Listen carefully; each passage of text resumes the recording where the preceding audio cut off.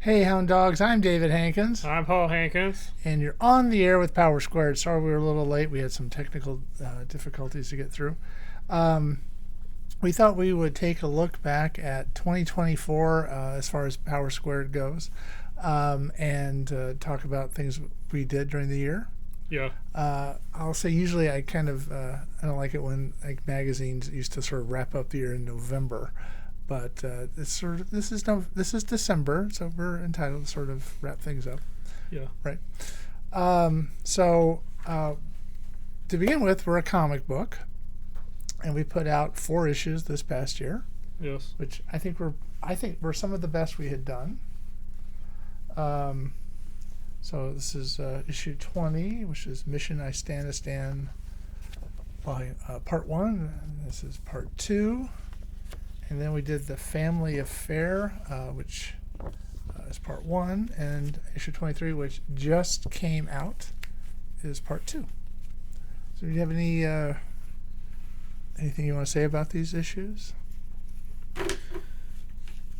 Well, I remember with the Stand story, I was able to get in at least a couple Metal Gear references. Right. It's always fun to do an homage to somebody's other work. Yeah. And I think those were really strong issues. Yeah. And we'll get into more about other things later. We also appeared on Library Pass for the first time, which is a way that you can digitally check out our books. Yes. And this is a collection of volume 2 of our trades, and this is right now only available through Library Pass. So that was kind of, and I hope we put it out next year. But it combines 6, 7, 8, 9. Right? That's 4 issues. It combines those into a trade. Again, artwork by Rachel Wells, and kind of a cool back cover, I think. So, again, currently only available digitally, but we hope to have it out next year. Yeah. We can talk about next year's plans in another show. So, I think these are some really strong work we put out this past year. Yeah. I don't know how I can zip through the year, but one thing that we did that was new for us was we actually tabled at a convention. I'll say a major convention with quotes. Yeah. LA Comic-Con. Do you have any fond memories of that? Sort of. All interesting meeting potential fans of the book. Yeah. I spent a good amount of time talking to one of our booth neighbors. Yes. Yeah, that was kind of, we ended up in small press, and I wouldn't say we were necessarily around other comic books. Well, we weren't directly next to other comics, but there were other comics. There are comic books around us, Yeah. yes, but I wouldn't say that we were in a comic book area per se. No. But yeah, we ended up talking to both neighbors. One more than the other. Right. Yeah, because they were there more than the other. Yeah. One neighbor was sort of there, I think, as much to go to the panels and to experience Back to the Future. There was a big push that year. Yeah. At LA Comic-Con, so they were really into Back to the Future, and the Addams Family, I think, was the other one. Yeah. With Back to the Future, there was a panel with major actors. Right. And a photo session. Yeah. Photo and autograph session. Yeah, so he was really got into it, and then they spent the next day trying to look around LA for sites where they shot the film. So, Yeah. Big, huge fans. And their booth was Mochi Cat. Yeah. And a lot of people were very interested in Mochi Cat. Yeah. And would pass right by us to go to Mochi Cat. But it was a different experience. I mean, obviously we've been to conventions, and we've tabled at, I'll say, very small one before, but that was like an afternoon. This was like 3 days. Yeah. And I think the most interesting thing about it was seeing it before it opened. Yeah. To the public, walking around. The setup really wasn't that bad because we'd rehearsed setting up, and there was time to walk around and look at other people's displays, and there was a lot of interesting. I honestly didn't get that far into the convention. I know there was a whole West Hall that we didn't go to, and at least I didn't. And I wasn't able to go because of time. Yeah. And so that was the one thing, is you feel kind of like trapped in a way at your table, because you want to, because the table wasn't cheap, and so you want to take the most advantage of you can out of it for us. And so we did sell some issues, and we did hopefully make some fans. We handed out a lot of business cards hoping people would check us out. Yeah. But it was a very different experience, I think, for us to actually be at one. And hopefully that will help. I'd like to think it'll help grow the book. You have to be out in public to do it. We also, this was our second time at LA Comic Con, because in 2022 we did a panel, and we did the same panel again at LA Comic Con this year. Yeah. But we had different panelists besides us. And so I don't think we could probably do a hat trick and do it again. But it was under the radar. And it was you and me and Trevor and Stephen Prince and Eric Arriga. Yeah. I pronounced his name. I think he's okay with multiple pronunciations. Yeah, he wants the Eric to get right as K at the end. And they were there promoting their books. And we had, I'll say, improved the moderator a great deal. Yeah. I moderated the last time, and this time we had John Barber come and moderate for us, which was very nice of him to do. Yes. He came up from San Diego that day just to moderate the panel. Yeah. And of course, by Power Squared, he bought a lot of issues. He bought all the physical issues he didn't have. Right. Including our COVID cover. Right, which he liked because he wanted to do the same thing when he was at IDW. Yeah.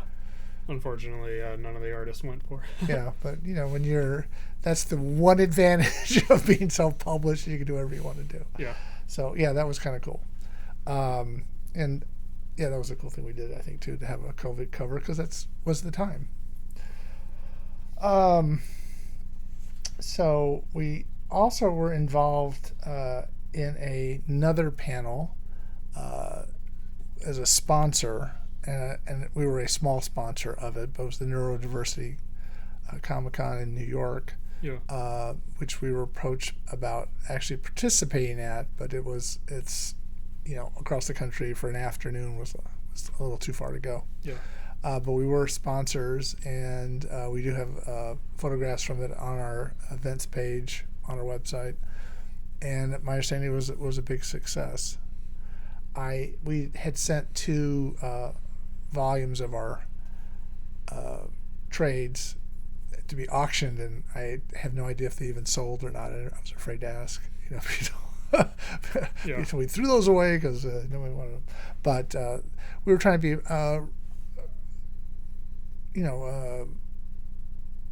advocates for that panel, for that con. Yeah.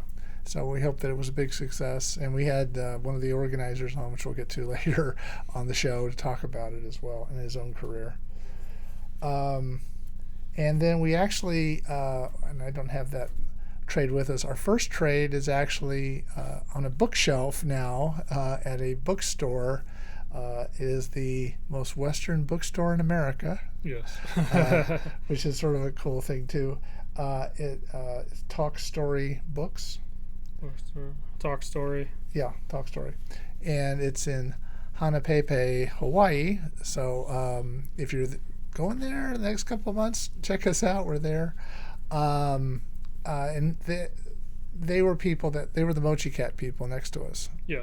And they've created this Mochi Cat based on their own cat at the store, Boss Cat, they call them.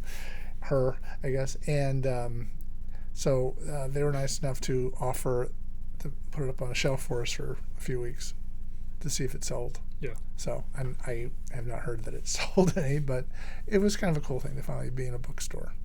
Yeah. We haven't cracked the comic book stores here. So 2024 was also a year in which we had a lot of changing in talent. Yes. Say the least. Rachel Wells, who had drawn even covers back in the I think cover 2 and 3 or 4 or something like that. Also had been our artist from issue 6 up through 23. Yeah. And she decided that she wanted to do something else, which was illustrations. And so we were sort of like, what to do? Yeah. We chose Julia Cannon, who had been the colorist, and had shown some talent with the characters. She drew some chibi mocha at a signing we did in 2023. But it sort of so we gave her a shot at doing the books. And then we needed to hire a new colorist, and we had a little tryout. Yes. 3 people, and 2 turned in stuff. There was a problem with the other one getting things in, and we chose Jen Moreno to be the colorist. Yes. And then after doing 4 issues, or almost doing 4 issues, Julie decided that she really wasn't something she could do. Yeah. And so Jen offered to try to do it, and so Julia is finishing up issue 27, and she's actually going to draw it and color it, and then Jen is drawing issue 28. Yeah. Right. And we'll see what happens with that, and then Julia will be the colorist on going forward. Yeah. So they kind of switch back and forth. It was kind of a little crazy, and we lost a little bit of time, I think, in some of this, getting things out as fast as I would like. But hopefully we'll have the 4 issues finished for next year. They should be finished for next year, and we'll talk about those when we talk about next year, right? Yeah. Okay. And something that we do every week is a podcast. You're hopefully watching this now, or listening. Or listening, yes, watching or listening, and listening's great. And this is actually not going to be much of a. Well, we did show some covers, but the channel Power Squared Comic, which is also at Power Squared on YouTube. We have had not only did we do a weekly podcast, but we also did some additional videos. Yes. Including taste tests and sort of wrapping up like what you found at Comic-Con and LA Comic-Con and all that. The taste test videos, started doing those because I saw a couple other YouTubers that we like doing those, so we decided to try it ourselves. Right. Well, those have been pretty successful for us. They're the 4th, 5th, 9th, and 10th most popular videos we've put out, which is not like thousands and millions of people watching it, but it does say that people like taste tests.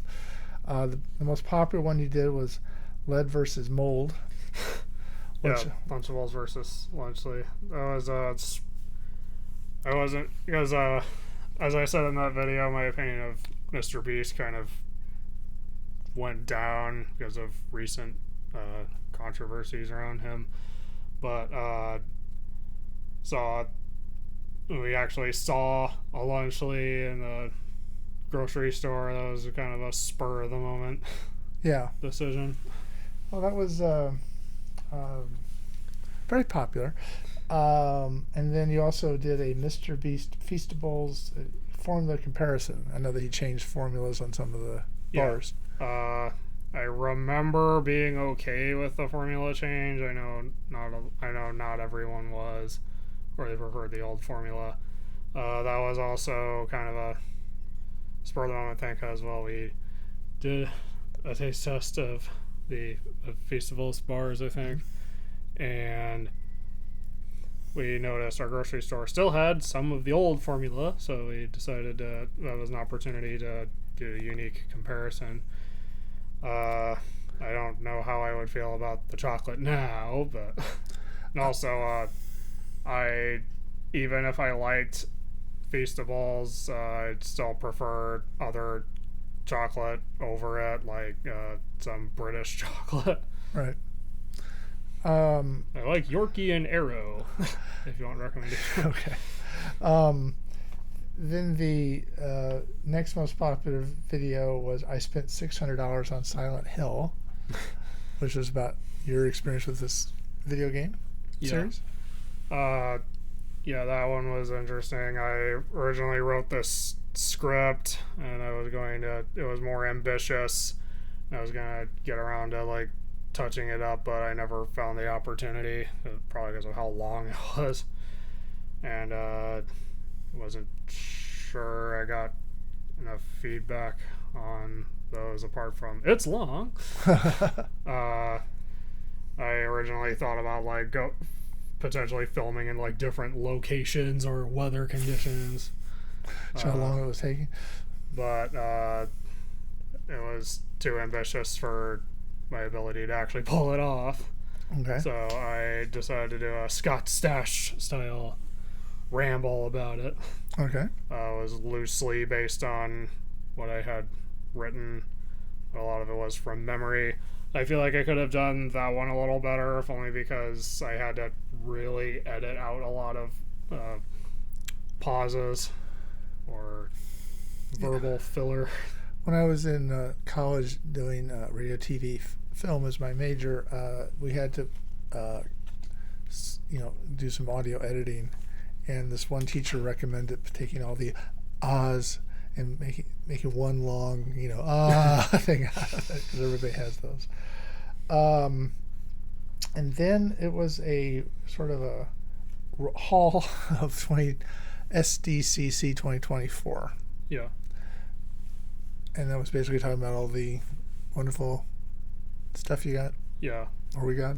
That was because I did one last year, since I was fighting a 10-year-old laptop to edit the SDCC 2023 video, and that was taking a bit long, so I did a haul video to fill in. Actually, let me get this straight. I did film the haul video with the intention that would be part of that video, but that video was taking so long to edit that I edited the haul section into its own video, and then I decided to do it again. Okay. While I'm thinking about it, I also mentioned with the Silent Hill video, I didn't expect that many people to actually watch it, but at the same time I figured since Silent Hill 2 remake was on everyone's mind, that was the right time. Okay. That was a really good game, by the way. But that ramble is just covering pre-revival Silent Hill. Okay. Maybe in the future I'll do something about post-revival Silent Hill. And our most popular on the air with Power Squared was our salute to Usagi Yojimbo. Yes. 40th anniversary special. So I guess you can see if we don't talk about ourselves, we do better. We did have some specials that we did. The month of May was about Transformers 40th anniversary. Yes. And we interviewed several people involved at different facets of Transformers. We'll get to the guests we had on in a minute, but that was a very interesting, I think, series of interviews. Yeah. And we also did retrospective. Trevor did something like a retrospective of Transformers. Yeah. So every Friday, and like one Friday in June was all about Transformers. And then I also edited all of those together to try to get sleep views. And actually, there's been some of those. We also did one for TMNT 40th anniversary. Yeah, I feel like we could have done that one a little better because we were clearly unprepared. All right. And it was or less prepared than we could have been, and probably should have opened with the premise of the whole thing first. But I guess we were just so excited to get in. Yeah, and then So that prompted us actually to watch. The only movie we didn't watch beforehand was Teenage Mutant Ninja Turtles 3, so we watched it afterwards just to fill it in, and it was awful. Yeah, they're not all great. It's hard to say. And then we also did a Usagi Jimbo special, 4th anniversary, which again we talked about.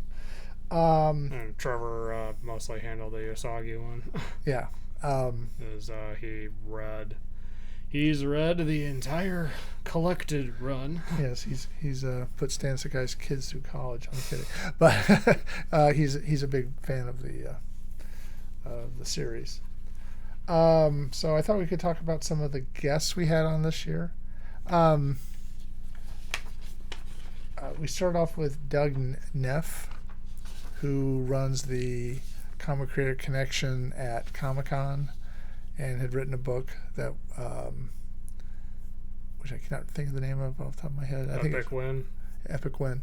And it's got a longer title as well, which was I do a weekly blog about my writing, and that was because I read that book.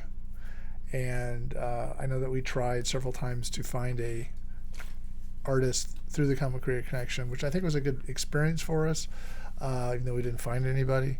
But not everyone finds someone there. Right. But it was a good experience, and so we had him on the show to talk about. I think it was the second time he was on the show. Yeah. To talk more about how to motivate yourself to create things. We had Rick Offenberger on, who is the editor-in-chief of First Comics News. Yes. And also the G-Men Comics series. And he's been, I'll say, very supportive of Power Squared. Yeah. And I do appreciate the fact that he was, I don't know when the man sleeps, but he does a lot of work. He has a full-time job, and he does that, and he does his own comic book. So my hat's off to him. We had Moni Barrett on. Yeah. And she is the person from Library Pass that finally got us onto the site. And she was there to talk about how to get your book into a library, which is one of the ways was Library Pass for us. Yes. Now, we had Lucas Shuffle on 4 times this year. We couldn't get him on last year at all. This year is like kind of a constant guest. Was one of those to talk about Bluey?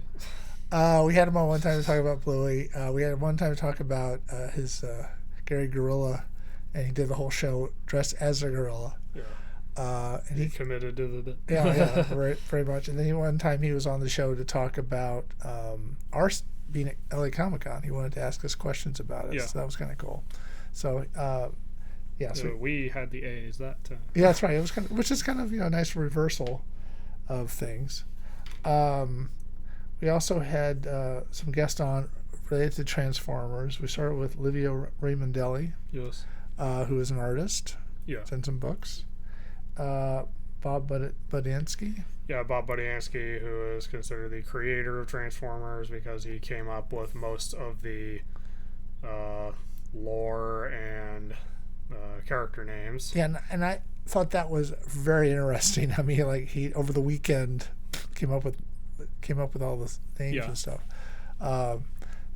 That was, I think, a really very interesting interview for us. I feel like with that interview, we could have done it a little bit better. Like, some of the questions we asked were questions that were already answered before. So we probably didn't necessarily need to, I'm saying this in hindsight, Yeah. probably didn't necessarily need to ask some of the same questions. Like I was worried we were annoying him with one of them. Oh, And, he seemed to be upset. Yeah, I didn't see it. with as for his experience in comics, I kind of missed the opportunity also to specifically ask what we're working under the Comics Code Authority was like. Yeah. Well, you can't ask everything, I Yeah. guess. And it's always, hey, we have him back on. Yeah. Then we had some guy named John Barber on, who, again, was our moderator, and he was also former editor-in-chief at IDW, and he's now at PugW as editor-in-chief there. Yeah. Pan-Universal Galactic Worldwide. Yeah. I've actually seen some of the releases. Yes. And I think I'm still waiting for the Kickstarter. And then we had Marty Eisenberg on, who was one of the writers. Yeah, he was a writer on Transformers. He was a writer for Transformers, Beast Machines, if I remember correctly. Or worked on Beast Machines. Was best known as a writer on Animated, and he was also a writer on Prime. Mm-hmm. Because of how much of his stuff we had, how much of the stuff he worked on that we had seen, we also took the opportunity to ask him some questions about other works. Mm-hmm. When it was non-Transformers, it was mostly G.I. Joe Renegades, because he was one of the writers on that. Yeah, he was a head writer on that. And then we took the opportunity to try to ask about some more obscure stuff like Kaijudo, which he also wrote for. And after Char and I saw Atlantis Milo's Return and learned that was based on a canned series, right. We noticed that information about it was kind of scarce, so we tried to take the opportunity to ask him about that. We didn't get much information out of it, but the story was still interesting. Yeah. So I mean, I think all these interviews are actually pretty good overall. We realized there are probably other things we could try to ask him about at some other point. Like, it'd be interesting to, if we noticed he also wrote on Danny Phantom, right? Which Char and I've been rewatching. So it would be interesting at some point to try to ask him about that. All right. And then we had James Silvani on. Yes. Who is working on a book about pirates. Yes. Which we backed the Kickstarter, and it hasn't come in yet. But I think that was a really interesting interview. He's very open and talkative. Yeah. Silvani is best known as the artist on Darkwing Duck comics. So we naturally took the opportunity to ask him a lot of questions about working with Darkwing Duck and other Disney properties. One of the things I thought was really cool was he sent us an advanced copy of the book. Yeah, it was unfinished. Right, but it was advanced. I mean, it was an advanced copy. I mean, it wasn't finished, but you got to at least pretty much, see the whole thing, read the whole thing. And I thought that was really cool. Yeah, maybe I wanted to see it in color. Right, and that will be part of the Kickstarter. Yeah, I made sure to tell him that even in the sketch phase, it was still funny. Right, yeah, it was a lot of humor. There was a lot of humor on every page, basically, and informative. Yeah. And the art was really good. Yeah. So it should help. Well, it did really well in Kickstarter. So he's a good artist, especially Duck. So, and he got really good at it. Yeah. And he's a pretty cool guy. Yeah. And he's in Hawaii, I believe. Yes. And then the last, I'll say, creator that we had on the show was Ramon Gill. He was on we got him. He was the curator of the Diversity Comic Con, and he's a creator and teacher and artist and writer in his own. And so we were on to talk a little bit about his career and what he does and his teaching in different schools, and I think it was an interesting interview. I enjoyed meeting him, virtually. Yeah. So we also started, a couple years ago, having book clubs Yes.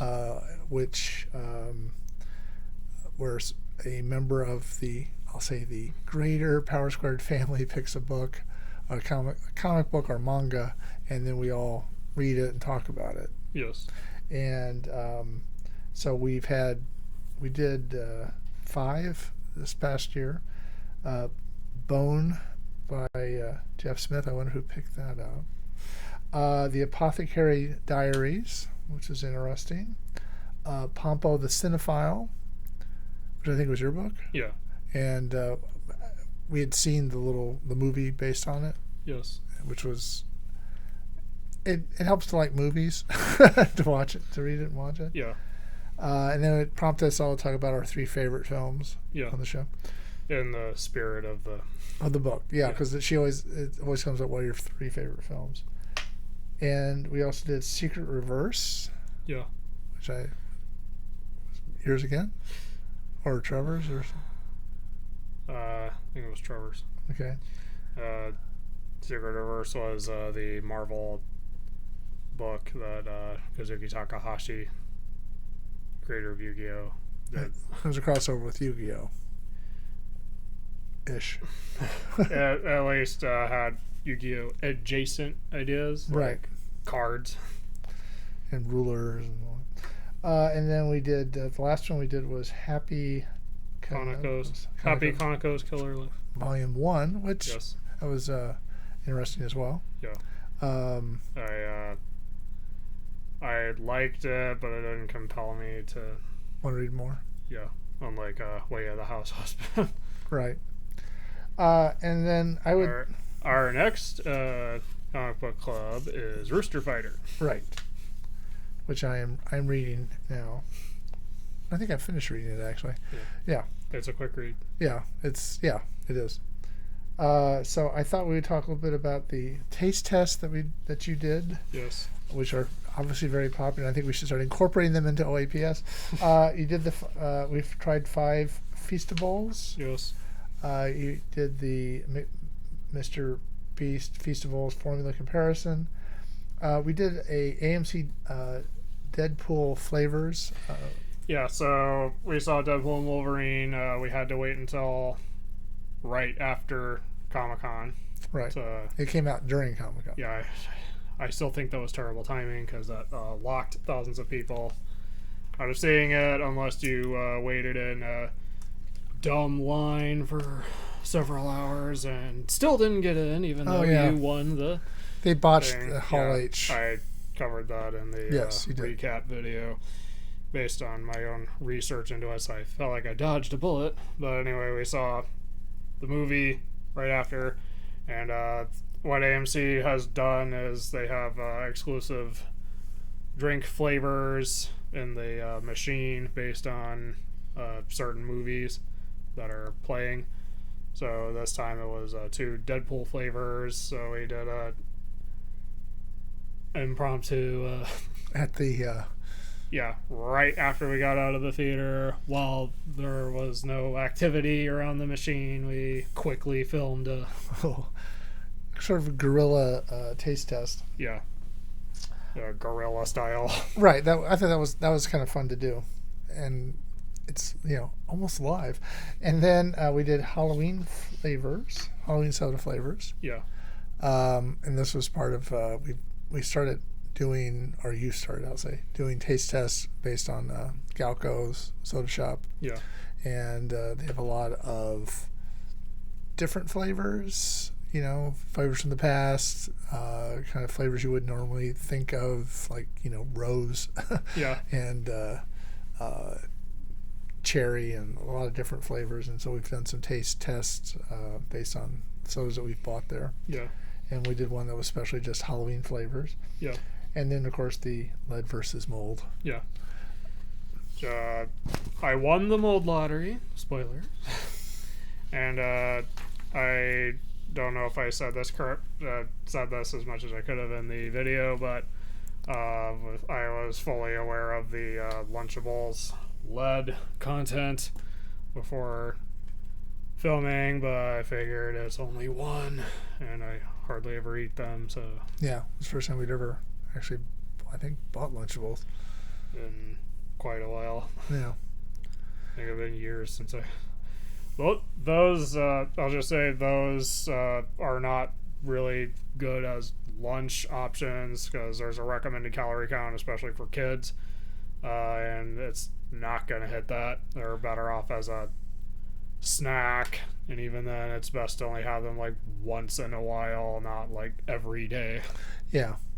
So we're not here as a nutrition show, but yeah. But I'm not going to promote like malnutrition. Right. No, I agree. All right, and we're not done. The year is going to continue. Next week we have a big guest. Yeah, Tony Fleeks. And hopefully he'll bring with him Trish Forstner and Tone Rodriguez. Those three worked on Stray, which we've done last year. Yeah. Last year, 2023. Yeah, last year we did a book club and on that. And Feral. Yeah, currently doing the Feral ongoing. So, and hopefully we'll squeeze in another team meeting, and probably, I don't know how we're going to end the year. Yeah.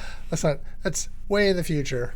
But anyway, I just thought it was kind of fun to talk about 2024. A lot happened. Yeah. You wouldn't think it, but a lot did happen. And I even did the part 2 of Resident Evil retrospective while I had a cold. That's right.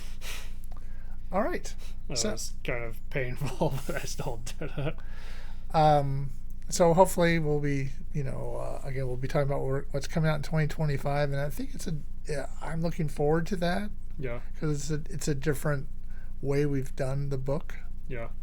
And save that for the future talk. So anything else you want to say about 2024? Well, it would be something not quite related to the book. Okay. I'm looking forward to Sonic the Hedgehog 3. All right. That which is coming out at the end of the month, or it's towards the end of the month. The 20th. Yeah. So we will probably see that for sure. I know we will see it for sure. I've been hyped for that for like 2 years. All right. 1 or 2 years. Okay. So I guess that's it. Right? Yeah. So if you're watching us on YouTube later and you like this, leave a like, subscribe if you want to see more. Leave a comment below if you have any thoughts about any of the stuff we did in 2024, and if there's any sort of content you want to see in 2025 or any improvements you think we could be We're making. up for suggestions. Yes. And you can reach us through, you leave a comment here, or you can email us through the website at info@powersquaredcomicbook.com. Yes. Also, if you are looking for a silent fidget toy, you can use our discount code Marty and Eli at onoroller.com to save 10% on your purchase. All right. So, until next time, I'm David Hankins. I'm Paul Hankins. You've been on the air with Power Squared.